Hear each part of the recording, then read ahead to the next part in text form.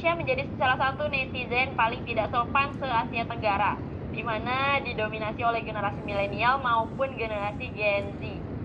Bagaimana Bu caranya menyadarkan dan membuat paham bahwa di dalam membuat postingan maupun berkomentar harus memiliki etika bahasa yang baik, juga etika dalam penggunaan gawai, karena banyak sekarang sudah tidak bisa lagi membedakan mana dunia nyata dengan dunia maya. Ya. Baik, itu dia Bu Astri pertanyaannya, dipersilakan untuk menanggapi. Siap, mohon izin menjawab pertanyaannya.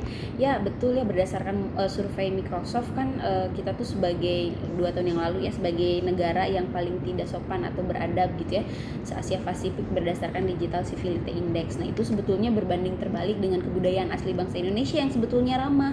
Nah maka dari itu yang bisa kita lakukan adalah mempertontonkan kebudayaan ramah tersebut nggak cuma di ranah offline di dunia nyata tapi juga di dunia maya. Caranya dengan apa?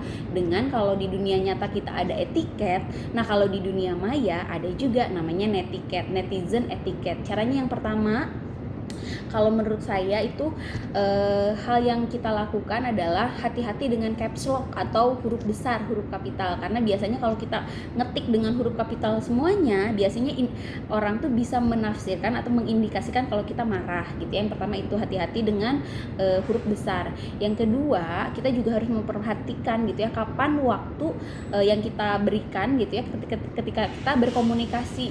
Jadi jangan sampai kalau kita nge-WhatsApp guru gitu ya, jangan sampai pada saat jam 2 malam, jam 11 malam, itu kan waktunya istirahat. Kalau bisa di jam kerja aja. Yang ketiga, kita tuh harus memperhatikan postingan kita dengan rumus yang tadi, think before posting. Kita harus mikir dulu gitu ya sebelum ngeposting dulu. Mikirnya kayak gimana? Ternyata yang think ini tuh adalah singkatan. Yang pertama adalah huruf T. Think.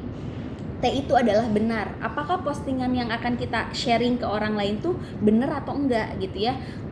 Kalau sudah jelas kebenarannya boleh di-share, tapi kalau misalkan kita juga ragu kebenarannya, mending cek dan recheck dulu gitu ya.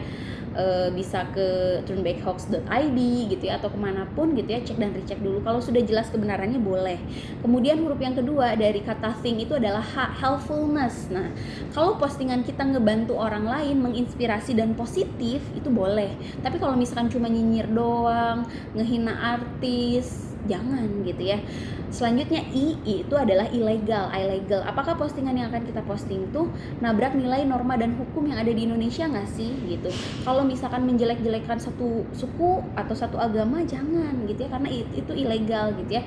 Kita bisa terjerat sama Undang-Undang Informasi dan Transaksi Elektronik. Tadi sudah disebutkan ya bahwa hukumannya sampai dengan 6 tahun penjara dan denda sampai dengan 1 miliar.